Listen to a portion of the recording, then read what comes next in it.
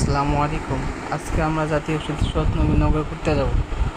এখন জামগড়ে আছি, জামগড়াতে গাড়িতে উঠে আমরা তো যাব বাইপেল। অবশ্যই গাড়িতে যাব, এই গাড়ি থেকে বাইপেল থেকে যাব নবীনগর।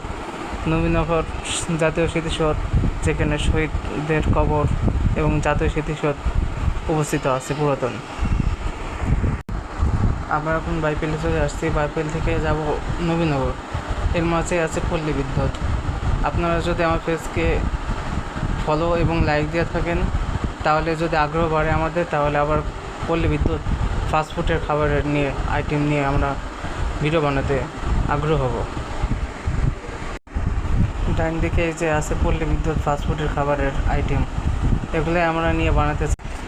যদি বেশি বেশি ফলো এবং লাইক পাই, আগ্রহ যদি আরও বাড়ে, তাহলে আরও ভালো ভালো ভিডিও বানাতে আগ্রহ হব।